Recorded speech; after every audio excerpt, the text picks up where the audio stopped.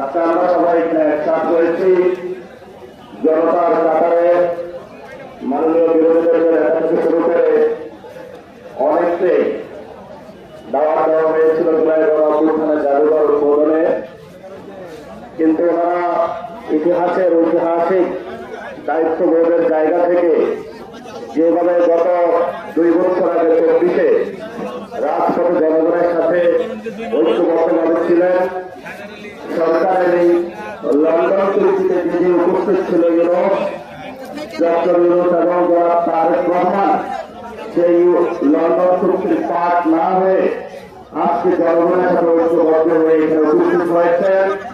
এই জন্য আপনাকে ধন্যবাদ জানাচ্ছি।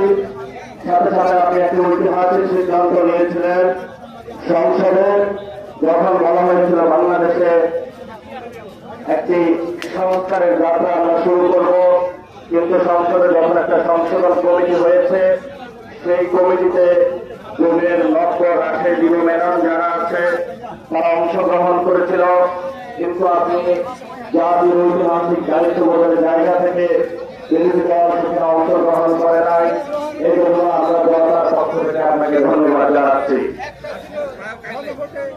আমরা ছোট কয়েকটি কথা বলবো।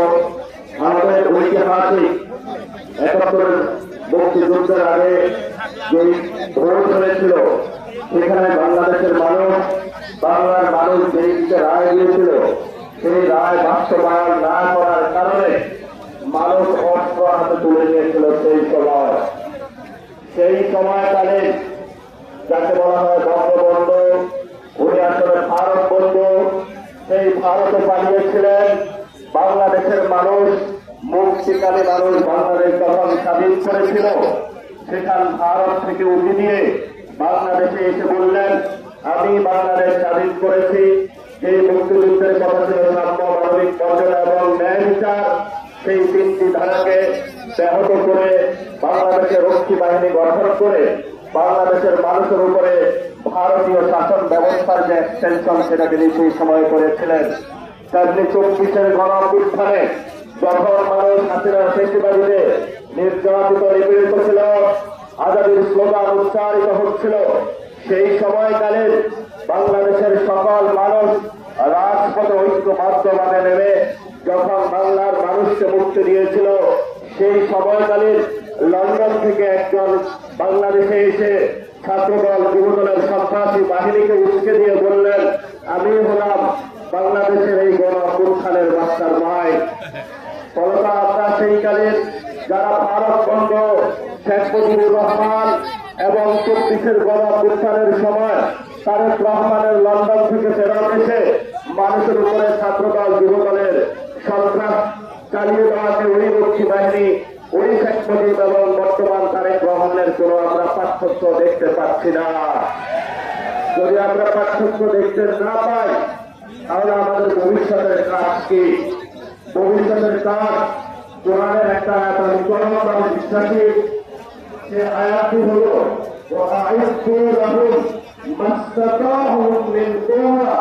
তোমাদের যতটুকু আছে ততটুকু নিয়ে প্রস্তুতি গ্রহণ করো। বাকি সাহায্য কোথা থেকে আসবে? সাহায্য কোথা থেকে আসবে?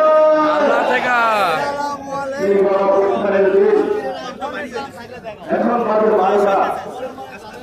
সকালবেলা বাংলাদেশ পুলিশ আর্মি সব জায়গায় পরিবার দিয়ে রেখেছিল। আমি আর নাহিদ একটা ভাষা আবদ্ধ ছিলাম। আমরা সকালবেলা বের হতে চাইলাম, গুলি করা হবে। যে বাসায় আবদ্ধ ছিলাম একজন শিক্ষককে নিচে পাঠাইলাম, বললাম স্যার একটু দেখে আসুন নিচের কি অবস্থা। স্যার বলল নিচ থেকে উঠে এসে যা আগুন হলো আমার পেটে উঠে গুলি করেছে, যাওয়ার কোনো অপশন নাই। আমাদের অনেক ভাই সেই দিন সকালে শহীদ মিনারে অবস্থান নিয়েছিল, সেইখানে অনেক গুলিবিদ্ধ হয়েছিল। ঠিক এই সময়টাতে বাংলার মানুষ সকল ব্যারিকেড বন্ধ করে যেখানে এসএসএফকে 5 মিনিট দেওয়া হয়েছিল, শেখ হাসিনাকে 5 মিনিট দেওয়া হয়েছিল, হয়তো বাংলাদেশের মধ্যে 5 মিনিটের মধ্যে তোমরা এখানে জমা দিবা অথবা ভারতে পারবা। সেই সময় আপনারা বাংলাদেশের 70 বছর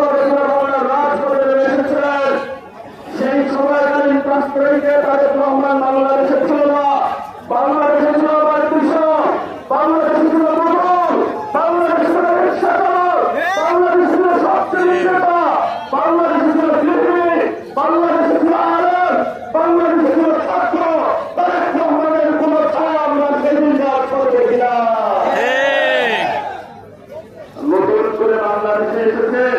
আপনি যদি ক্ষমতায় থাকতে হয়, আপনি গণতন্ত্রের রায় বাস্তবায়ন করতে হবে। সেই পরিস্থিতি পাকিস্তানি সরকারের রয়েছে, বাংলার জনগণের